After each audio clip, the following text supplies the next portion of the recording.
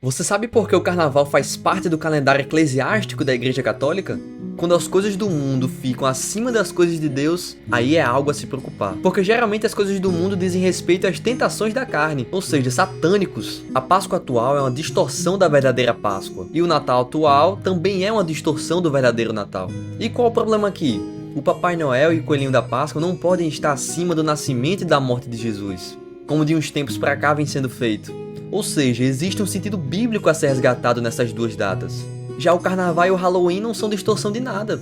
São eventos puramente satânicos. Não há nada bíblico a ser resgatado.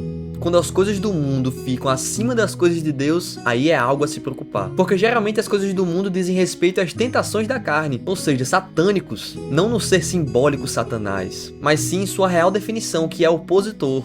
Nesse caso, opositor às coisas de Deus, o que não é nada bom para o crescimento espiritual do ser humano. Mas será então que é preciso abolir tudo que tem origem pagã? Eu explico nesse vídeo.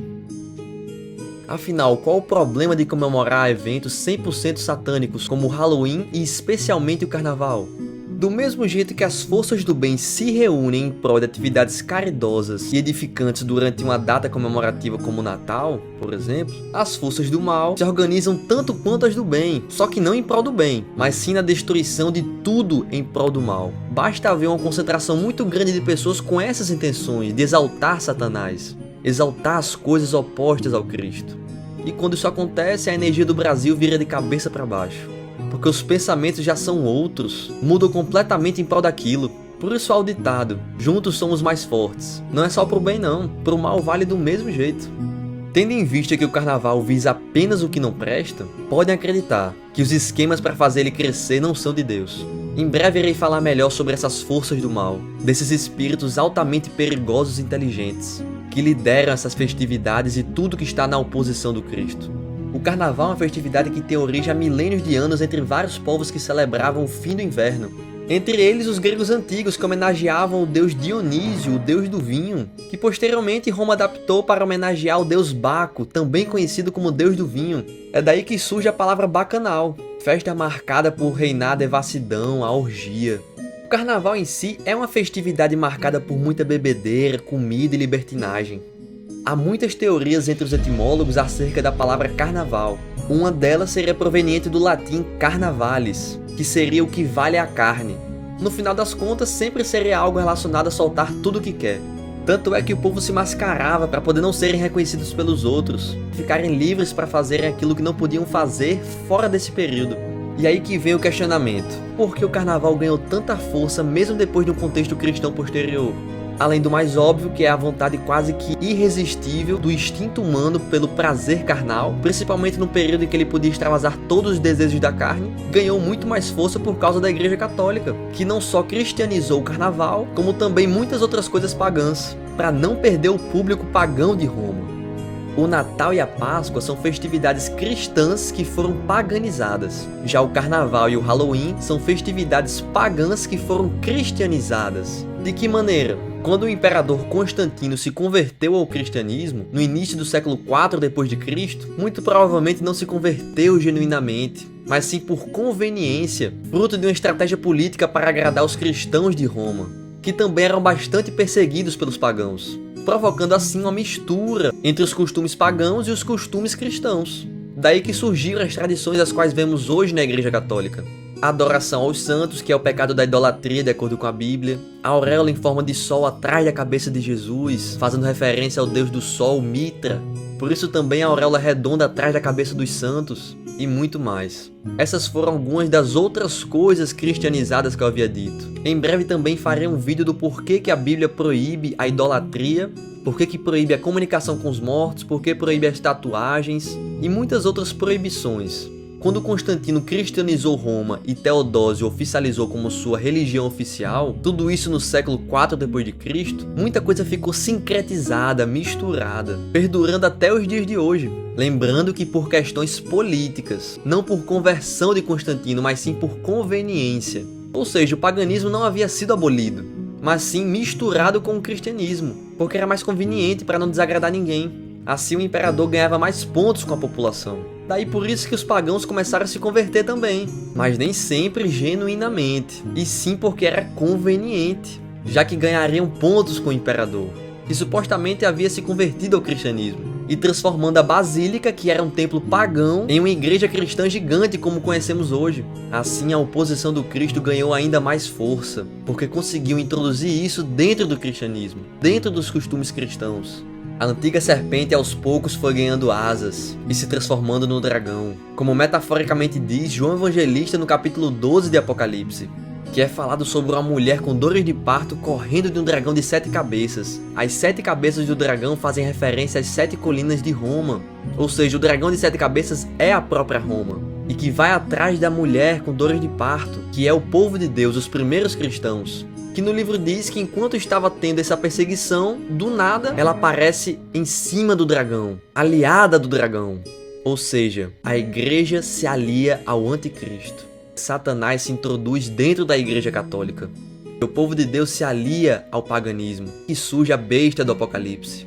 Tendo em vista que os pagãos estavam se convertendo e ao mesmo tempo as festividades estavam trazendo muito dinheiro à igreja, o cristianismo começou a se perder ainda mais, permitindo a continuidade desses costumes, entre eles o carnaval, os cristianizando. E novamente, de que maneira? No carnaval o pessoal podia pecar à vontade, mas com uma condição. Durante 40 dias depois do carnaval, o sujeito tinha que se penitenciar pelo que fez na festividade, a chamada quaresma, fazendo referência aos 40 dias de Jesus no deserto. Encerrava-se o carnaval com a quarta-feira de cinzas, fazendo referência ao versículo de Gênesis, do pó viestes ao pó voltarás. O padre faz uma cruz com cinzas na cabeça da pessoa, simbolizando o arrependimento dela e a lembrando de que assim como nasceu, também morrerá. Logo depois vinha a penitência chamada quaresma, mas para se obter o perdão, tinha que se conseguir uma indulgência dada pela igreja, que no final das contas era uma forma de dominar as pessoas através da religião, se aproveitando da fé delas, as fazendo barganhar com o próprio Deus. Uma infelicidade tão grande que chegava ao ponto da oração servir como penitência. Por isso que Kardec cita no Evangelho segundo o Espiritismo: fora da igreja não há salvação, porque os absurdos eram tão grandes que ele também polemizava um pouco. No século XVI viram que o negócio estava bom e essas indulgências começaram a ser vendidas, ou seja, vender o perdão como uma mercadoria mesmo, provocando o início do protestantismo com Martim Lutero. Isso se tornou algo tão forte que tinha gente que comprava indulgência de um pecado que ainda nem tinha cometido. Por exemplo, o sujeito que ia participar de uma orgia, que era muito comum na época, até mesmo organizada por vários papas em diferentes épocas, acreditava ser perdoada logo depois porque tinha comprado perdão antecipadamente. Ou seja, o pecado começou a ser algo muito cômodo. É algo que se pode resolver imediatamente. Não só imediatamente, como também antecipadamente. Não existe consequência nenhuma. E por que isso acontecia? Tinha respaldo bíblico? Ou melhor, tem respaldo bíblico? Claro que não. O que tem respaldo bíblico são profecias sobre esse desserviço que os primeiros cristãos haveriam de cometer na propagação do cristianismo. É por tudo isso e muito mais que entendemos hoje isso ser um plano da espiritualidade que trabalha na oposição da missão do Cristo, ou seja, o anticristo. Porque, obviamente, isso nunca foi o real cristianismo. Já que ninguém podia ler a Bíblia a não ser o clero, o povo ficava na mão deles. O clero deitava e rolava, literalmente. Dessa forma que o carnaval, uma festividade pagã e acima de tudo satânica, começou a ser cristianizada. Lembrando que digo ser satânica porque etimologicamente, Satanás significa opositor. E nesse caso ele representa tudo que faz oposição ao Cristo. O carnaval foi cristianizado fazendo parte do calendário eclesiástico, o calendário litúrgico da própria Igreja Católica. Por isso ele é atrelado à Semana Santa, que se encerra com a Páscoa, sempre num domingo, porém num domingo móvel. É aí que está a chave para entender o porquê que o carnaval cai sempre numa data diferente a cada época do ano. A igreja, mudando a data da Páscoa, acaba movendo a data do carnaval também, porque de acordo com a Bíblia, a Páscoa não cai sempre no domingo, ela tem um dia certo para cair. 14 de Nissan, também chamado de Habib, primeiro mês do ano do calendário judaico, que corresponde ao período dos meses entre março e abril do nosso calendário, marcando a libertação dos hebreus da escravidão do Egito. A Pessar, que significa literalmente travessia, passagem, passar por cima, pular. É daí que vem a palavra Páscoa. O critério que definiu a data da Páscoa cristã, de acordo com vários historiadores, foi estabelecido no Concílio de Nicéia em 325 d.C., e leva em conta o primeiro domingo depois da primeira lua cheia, que acontece após o equinócio de primavera no hemisfério norte e o equinócio de outono no hemisfério sul, podendo então ser comemorado entre os dias de 22 de março e 25 de abril. Como podemos perceber, essa celebração cristã é móvel, e sua data muda todos os anos, embora sempre fique dentro do período citado. Consequentemente, ocorrendo o mesmo com o Carnaval, tendo em vista estar atrelado à Semana Santa, como eu havia dito anteriormente, por causa dessa mudança feita pela Igreja no calendário, modificando a data da Páscoa. Esse é o calendário eclesiástico. O sujeito vai para o Carnaval, passa 40 dias de quaresma para se arrepender do que fez, e aí depois vem a Semana Santa. 40 dias antes da Semana Santa cai exatamente no Carnaval. É sempre assim. Está tudo atrelado e esquematizado. A festa de Baco, ou melhor, da devassidão, da orgia, foi cristianizada. Lembra da profecia de Daniel sobre o anticristo que falei no vídeo passado? Cuidará em mudar os calendários e a lei. No final das contas, o que vai importar é como vamos comemorar esse feriado, caso não estejamos trabalhando nesse período. Comemoraremos o feriado cristianizado verdadeiramente ou paganizado como permaneceu? Tudo isso que falei aqui nesse vídeo serve de contra-argumento para os ateus que falam que o cristianismo é uma praga. Como aquelas coisas que os homens fizeram naquela época não têm respaldo bíblico, temos aqui o dever de mostrar como realmente tudo aconteceu, evidenciando assim que tudo isso foi fruto de erros humanos e não das escrituras sagradas. Veja os meus vídeos que eu falei sobre o paganismo e a profecia da mudança dos calendários e da lei. E que fique claro, esse foi o início da parte religiosa que sigo hoje. Eu me entristeço com isso. Não faria sentido eu ser a favor de algo antibíblico e anticristão. Como falei antes, ninguém podia ler a Bíblia a não ser a igreja. Toda a população era manipulada. Então com certeza não é algo que me deixa feliz. Muito pelo contrário. Mas só porque foram atitudes infelizes dos cristãos primitivos, não quer dizer que deve ser encoberto pelos cristãos atuais. Seja qual for a linha. Precisa ser revelado, para justamente esclarecer e mostrar que a Bíblia não teve nada a ver com isso. Que não deu brecha para esse tipo de coisa. E muito menos Jesus deu essa brecha. Terminam por falar do que não sabem. E as cruzadas, foi tudo culpa do cristianismo. O cristianismo é uma doença. Foi a pior coisa que já aconteceu no mundo. Se eu não explicar isso, como é que fica o real cristianismo baseado na Bíblia?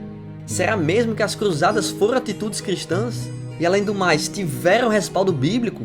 Como eu havia dito anteriormente, não. O que tem respaldo bíblico são as profecias sobre o futuro do cristianismo.